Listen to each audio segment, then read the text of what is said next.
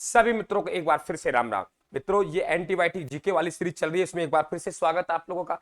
हम बात करने चाह रहे हैं साथियों कि महाराणा कुंभा जो राजा बना, राजा बनते उसके सामने दो समस्याएं थी साथियों। पिछले एंटीबायोटिक क्लास में हम बात कर चुके हैं कि मेवाड़ मारवाड़ का रणमल किस तरीके से मेवाड़ में पैर पसार रहा और किस तरीके से महाराणा कुंभा ने उसको जहर दिलवाया साथियों। दो समस्याएं और दोनों समस्याओं का साथियों हम समाधान करते हुए दो समस्या और उत्पन्न होंगी। मन चाहूंगा साथियों आप लोगों का चैनल को सब्सक्राइब कर लेना। बड़े शानदार अंदाज में साथियों आपको समझाने का प्रयास कर रहा हूं। देखिए हमने क्या कहा साथियों, पहले आपको बताया था मैंने कि आप लोगों के महाराणा मोकल का सौभाग्य था कि उन्हें कुंभा जैसा पुत्र मिला। महाराणा मोकल का सौभाग्य था कि उन्हें कुंभा जैसा पुत्र मिला। इसका मतलब मोकल का सौभाग्य मतलब मोकल की पत्नी सौभाग्यवती गर्भ से कुंभा जन्मा था 1423 में साथियों। 1433 में राजा बना, मात्र साथियों आप लोगों के 10 वर्ष की आयु में राजा बना। और यहाँ 1468 में इनकी जो हत्या करेगा साथियों, इन्हीं का पुत्र उदा क्या करेगा, हत्या करेगा। साथियों कुंभा के बारे में हमें जो महत्वपूर्ण जानकारी मिलती है वे साथियों एकलिंग महात्म्य से मिलती है। और एकलिंग महात्म्य के साथियों रचनाकार है वे आपके कान्है व्यास हैं। कौन है? कान्है व्यास। लेकिन बताते हैं इसका पहला भाग खुद कुंभा ने लिखा साथियों, जिसे हम क्या कहते हैं, राजवर्णन।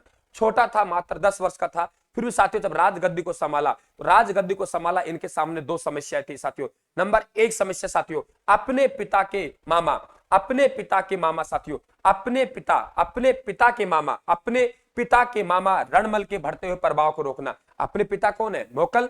और मोकल के पिता कौन है? लाखा का साला। तो ये साथियों जो आपके प्रभाव को बढ़ता हुआ प्रभाव है, इसको रोकना। दूसरा साथियों इनके जो पिता हैं, पिता के हत्यारों से बदला लेना। मैंने बताया था आप लोगों साथियों कि अक्का ने महपा से कहा चाचा है मेरा, यानी अक्का महपा चाचा मेरा ने साथियों 1400 और आप लोगों के 33 ईस्वी में साथियों इनके जो पिता थे उनकी मोकल की हत्या कर दी। तो कुंभा जैसे ही राजा बना दो समस्या उनके सामने आई कि मारवाड़ के रणमल के बढ़ते हुए प्रभाव को कैसे रोका जाए साथियों, और मेरे पिता के जो हत्यारे हैं अक्का महपा चाचा मेरा, अक्का ने महपा से कहा चाचा मेरा, उनको कैसे साथियों बदला लिया जाए। तो इसने रणमल को बुलाया। बोले रणमल एक काम करेगा। बोले कौन सा? बोले यार तुझे शर्म नहीं आती? धोखा दे रहा है रणमल को, बहुत प्यार से काट रहा है। रणमल यार तुझे शर्म नहीं आती?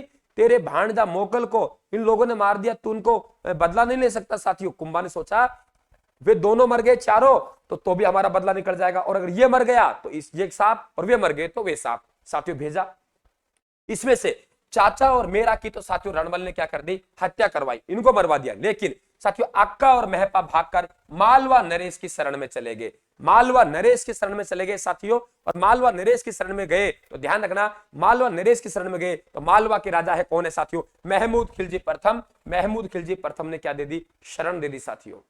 कुंभा ने कहा मेरे पिता के हत्यारों को लौटा दो। महमूद खिलजी प्रथम ने कहा नहीं लौटाऊंगा। साथियों ये कुंभा मेवाड़ का राजा है और महमूद खिलजी प्रथम आपके मालवा का राजा है। दोनों के बीच में साथियों जो आप लोगों को संघर्ष होगा उसे कहेंगे मेवाड़ मालवा संघर्ष। वेरी इंपॉर्टेंट पॉइंट साथियों। आप सब पढ़ते हो सारंगपुर का युद्ध, लेकिन वास्तविकता में आज आपको पता लगेगा कि सारंगपुर का युद्ध हुआ क्यों था साथियों। देखिए मित्रों कि आपके सीधी सी बात है कि मेवाड़ के महाराणा कुंभा के पिता के हत्यारों को शरण मालवा के राजा महमूद खिलजी प्रथम ने दे दी साथियों। मांगा, कुंभा ने कहा लौटा दीजिए, नहीं लौटाया। अब बताइए कुंभा अटैक करेगा या मालवा का राजा अटैक करेगा? कुंभा अटैक करेगा। कुंभा ने साथियों मध्य प्रदेश में चढ़ाई कर दी और मध्य प्रदेश में 1437 में साथियों आपका सारंगपुर का युद्ध हुआ। और सारंगपुर के युद्ध में आपकी विजय महाराणा कुंभा की हुई और इसी के उपलक्ष्य में साथियों आपका विजय स्तंभ का निर्माण करवाया। मेरी बात को समझ गए होंगे बहुत अच्छी तरीके से। बहुत दिन से आपके कंफ्यूज था सारंगपुर का युद्ध क्यों हुआ। अब आपसे पूछे सारंगपुर का युद्ध क्यों हुआ तो आप बता सकते हो कि महाराणा कुंभा के पिता के हत्यारों को शरण दी थी साथियों मालवा के राजा ने, इसलिए कुंभा ने अटैक किया मालवा का राजा। मालवा का राजा महमूद खिलजी प्रथम क्या हुआ? पराजित। दूसरा नहीं महमूद खिलजी, दूसरा आपके सांगा समय आएगा साथियों, ध्यान रखना। अब देखिए अब हमारे पास आती है चंपानेर की संधि। मित्रों चंपानेर की संधि का मतलब क्या है? मित्रों चंपानेर की संधि ध्यान रखना दो रियासतों के मध्य हुई। नंबर एक चंपानेर की संधि साथियों आपके मालवा के राजा महमूद खिलजी प्रथम है और गुजरात राजा कुतुबुद्दीन शाह है। साथियों मेवाड़ की जो स्थिति ऐसे बनती है, ये जो हमारा मेवाड़ है ये इस तरीके से ये मेवाड़ है, ये मेवाड़ आपके साथियों गुजरात के भी आपके चिपटा हुआ है और मालवा के भी चिपटा हुआ था। तो मालवा के राजा की सारंगपुर के युद्ध में पिटाई हो चुकी है। तो मालवा के राजा ने क्या कहा? अपने दूत को भेजा और दूत का नाम ताज खा है साथियों। किसको भेजा?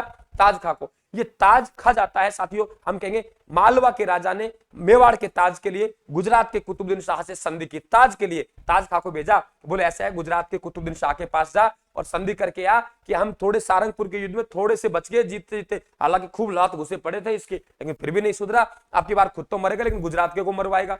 दोनों के बीच में साथियों एक संधि होती है जिसे इतिहास में चंपानेर की संधि कहते हैं, गुजरात और मालवा के राजा के मध्य।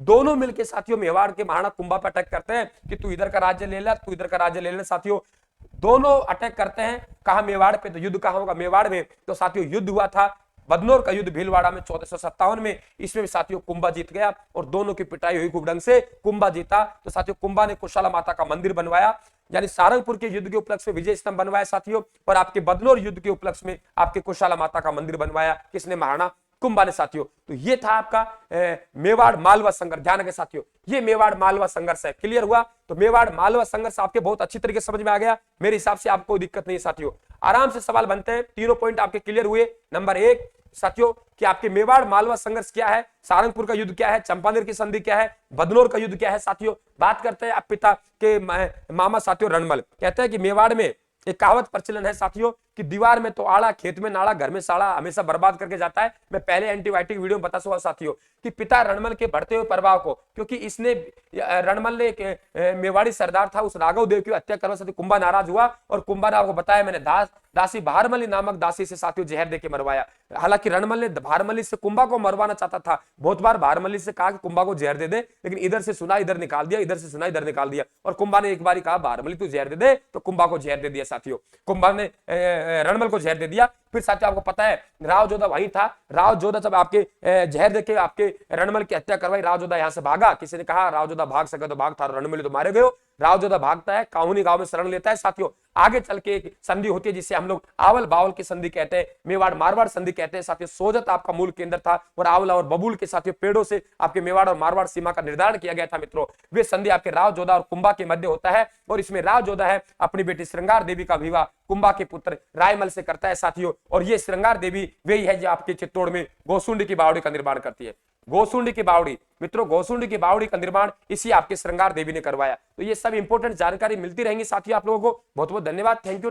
चैनल को बिल्कुल आप सब्सक्राइब कर लें। आगे बात करेंगे साथियों हम गागरोन के जो शाखा हुए थे, दो लोग गागरोन के शाखा, अगले एंटीबायोटिक बात करेंगे। थैंक यू, धन्यवाद।